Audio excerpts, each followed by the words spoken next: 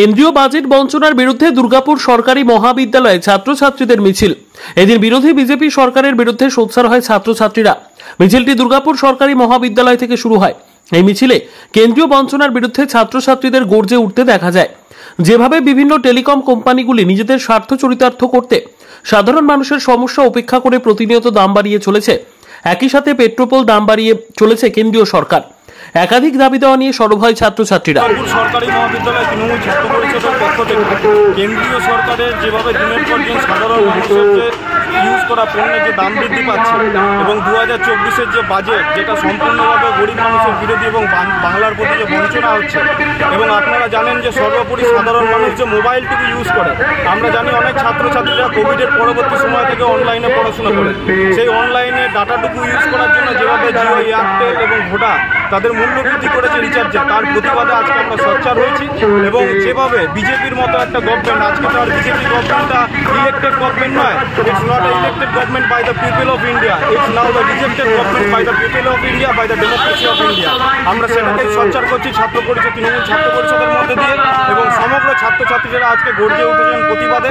এবং এই বাজেটের মধ্যে দিয়ে যেভাবে গরিব মানুষকে মারার চক্রান্ত করা হয়েছে, বাংলাকে বঞ্চনা চক্রান্ত করা হয়েছে। আপনারা জানেন দুর্গাপুরে দুদিনের বৃষ্টিতে আজকে দুর্গাপুর ভেসে গেছে।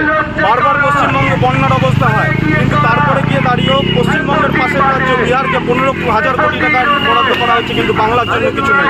আমরা প্রশ্ন করতে চাই বাংলার সেই বিজেপি কর্মীদের, নেতাদেরকেও, যে তোমরা কি বাংলাকে ভালোবাসো না, যে আজকে এই বাজেটের জন্য তোমরাও গর্জে উঠছো না?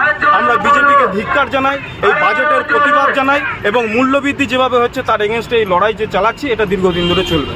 আচ্ছা, এই যে সবজির দাম বা যেই নিয়ে তো বিরোধীরা তো বলছে সরকার কিছু ব্যবস্থা নিচ্ছে।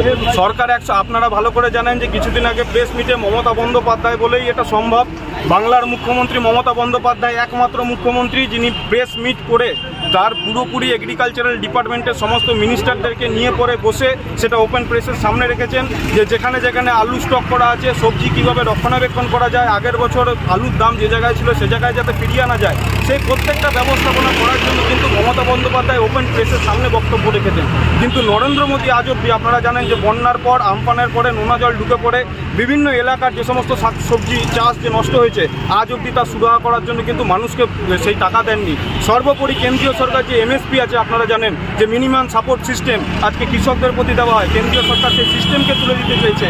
কৃষক আন্দোলনকে কৃষক আন্দোলনের মতো আন্দোলন হয়েছে একটাই কারণের জন্য, কৃষকদের পেটে লাথি মারার জন্য আজকে এমন কিছু কালো আইন এনেছিল যেটার জন্য কৃষকরা আজকে মারা যেত।